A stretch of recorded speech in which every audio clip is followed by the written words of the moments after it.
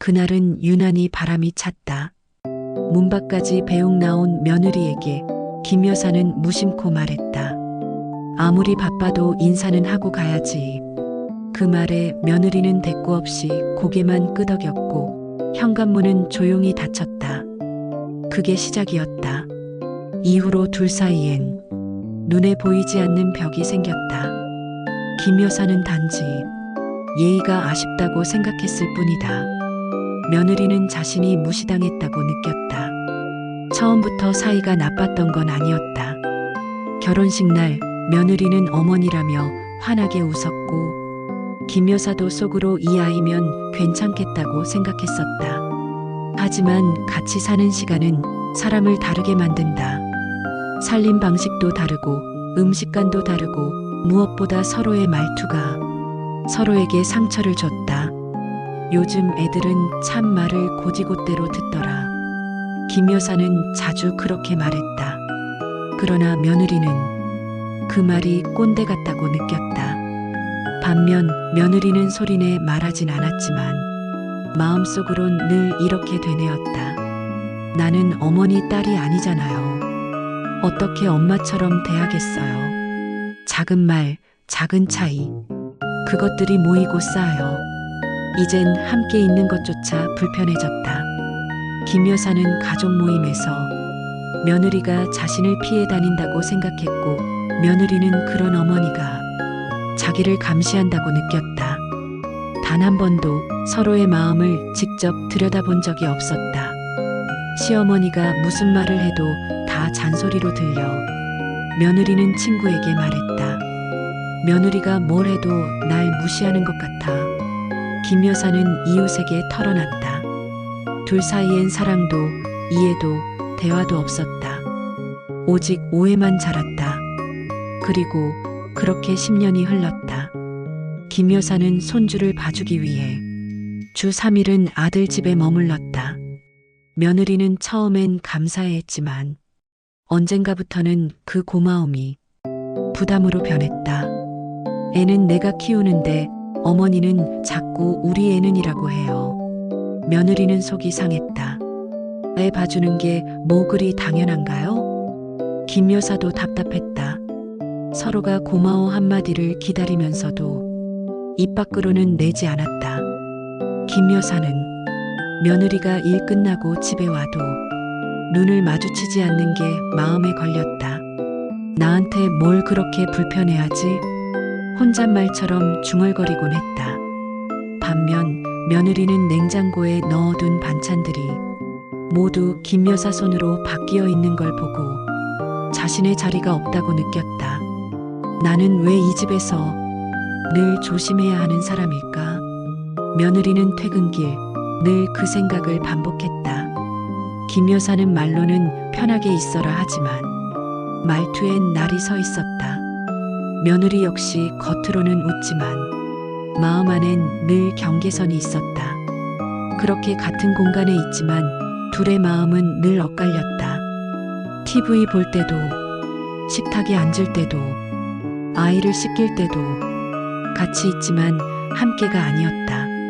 시간은 흐르고 계절은 몇 번이나 바뀌었지만 두 사람의 마음은 더욱 멀어져만 갔다. 어쩌다 함께 밥을 먹는 날이면 김 여사는 된장이 좀 묵내라고 말했고 며느리는 말없이 수저만 놓았다. 같은 공간에 있었지만 서로를 보지 않았고 같은 식탁에 앉아 있었지만 함께 있지는 않았다. 그러던 어느 날 명절을 앞두고 작은 말다툼이 크게 번졌다. 그래도 큰 집인데 일찍 와야 하는 거 아니니? 저희도 사정이 있습니다. 말끝이 날카로웠고 공기가 식었다. 며느리는 조용히 방으로 들어갔고 그날 밤 짐을 싸서 친정으로 향했다. 아들도 만류했지만 은영은 단호했다. 당분간 나도 나를 좀 돌아보고 싶어요. 며느리는 한동안 친정에 머물렀다. 아들과 손주는 주말마다 김 여사 집에 들렀지만 며느리는 오지 않았다. 김 여사는 애써 태어난 척했지만 점점 그 부재가 마음을 조이기 시작했다. 내가 뭘 그렇게 잘못했나? 혼잣말을 자주 하며 자존심 때문에 한 번도 먼저 연락하지 않았다. 며느리 역시 서운함은 컸지만 이젠 다 지쳤다는 마음뿐이었다. 시간은 흘렀고 김 여사가 계단에서 넘어지며 다시 만남이 시작되었다. 수술 후 퇴원하는 날 며느리는 묵묵히 병원에 찾아왔고 김 여사는 말없이 그 손을 붙잡았다. 그날 저녁 오랜만에 함께한 식탁에서 김 여사는 오래전처럼 무심코 말했다. 국이 좀 짜네. 순간 며느리의 젓가락이 멈췄다. 표정은 바뀌지 않았지만 눈빛은 식었다. 다시 둘 사이엔 긴 침묵이 흘렀다. 말이 없으니 더 무거웠고 그 무게는 집안의 공기마저 눌렀다. 몇 달이 흘렀다. 김 여사의 건강은 점점 나빠졌고 병원에서는 요양을 권유했다. 그날 밤 김 여사는 며느리에게 조심스럽게 물었다. 혹시 나는 어디로 가야 할까? 며느리는 한참 동안 대답하지 않았다. 그리고 그 침묵은 그날 밤의 끝이 되었다. 김 여사는 결국 요양병원에 입원하게 되었다. 처음 며칠은 아들도 자주 들렀지만 곧 출장이 잦아졌고 병실을 찾는 사람은 며느리 하나뿐이 되었다. 며느리는 주말마다 조용히 찾아와 창문을 열고 손톱을 깎고 손을 닦아주고 갔다. 말은 거의 없었다. 필요한 물건을 묻는 말에도 그저 예, 혹은 알겠습니다. 그게 전부였다. 그러던 어느 날 김 여사는 자신의 손 위에 무언가 놓인 것을 느꼈다. 한 장의 편지였다. 접힌 모서리는 닳아 있었고 봉투는 오래전에 쓴 듯 빛이 발해 있었다. 편지를 쓴 이는 며느리였다. 어머니께 처음엔 정말 많이 힘들었어요. 어머니는 너무 똑똑하고 너무 정돈된 분이라 저는 늘 모자란 느낌이었어요. 뭘 해도 눈치가 보였고 그래서 점점 말이 줄었어요. 사실은 감사한 마음도 많았어요. 아이 봐주시고 반찬 챙겨주시고 아픈 날 약국 다녀와 주시고 근데 제가 못난 탓에 그걸 표현하는 방법을 몰랐어요. 가까워질수록 더 불편해졌어요. 마음은 있었는데 그걸 꺼내는 게 두려웠어요. 어머니도 그러셨겠죠. 그 말 안 해도 아는 줄 알았어요. 그런데 아니더라고요. 김 여사는 편지를 다 읽고도 한참 동안 움직이지 않았다. 눈가에 맺힌 눈물을 왼손으로 조용히 닦고 나서야 침대 머리맡에 놓인 그녀의 이름을 다시 불렀다. 은영아. 그때 처음이었다. 김 여사가 며느리의 이름을 그렇게 다정하게 부른 건 며느리 은영은 어릴 때 어머니를 잃었다. 중학생 무렵 갑작스러운 교통사고로 어머니는 세상을 떠났고 그 이후로 아버지는 은영에게 살림과 희생을 요구했다. 너는 이제 엄마다. 내가 안 하면 누가 하냐. 그 말은 은영의 마음속에 늘 상처로 남아 있었다. 기대는 사치라고 배웠고 무언가를 받아들이는 법보다 감추는 법을 먼저 익혔다. 그래서 결혼 후 김 여사의 엄마 같은 역할이 더 부담스러웠다. 무심코 건넨 애는 왜 그렇게 입혔어? 라는 말, 국 하나는 해놨어야지라는 말이 은영에게는 어릴 적 들었던 엄마 흉내를 내야 했던 시간을 떠올리게 했다. 그 기억 속에서 은영은 단단해졌지만 결코 따뜻해지진 못했다. 김 여사는 그 사실을 전혀 몰랐다. 그녀에게 은영은 무뚝뚝하고 예의 없는 며느리였을 뿐이었다. 그러나 편지 이후 김 여사는 은영을 다르게 보기 시작했다. 그녀가 말이 없는 이유, 가끔씩 눈을 피하는 이유, 불쑥 사라졌다가 다시 나타나는 그 행동들까지 모두 상처의 방식이었다.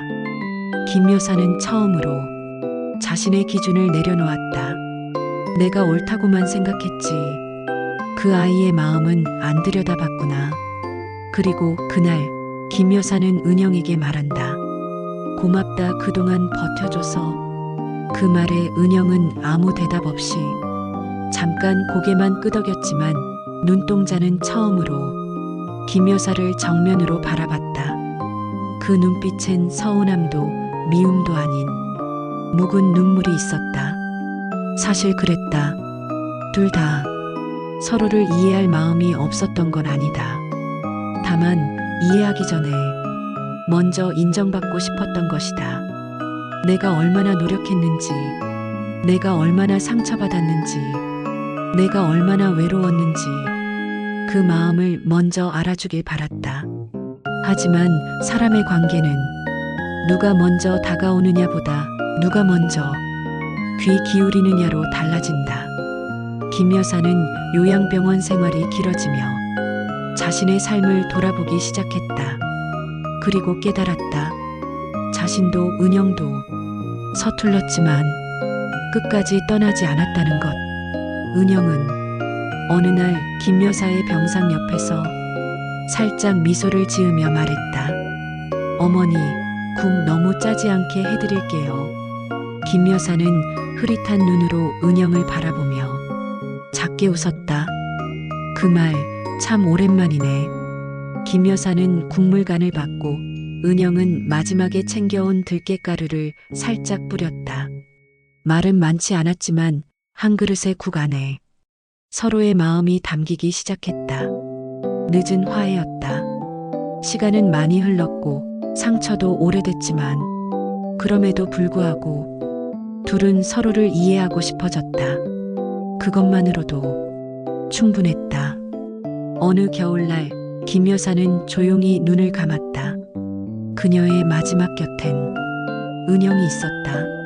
손을 꼭 잡고 조용히 말했다. 어머니, 제가 늦었죠. 그래도 사랑했습니다. 그날 김 여사의 장례식장에서 아들은 말했다. 우리 어머니, 며느리를 끝까지 기다리셨던 분이었습니다. 그리고 은영은 대답했다. 이제 저도 기다릴 수 있어요. 우리는 모두 서로를 이해할 준비가 되어 있지 않은 채 만납니다.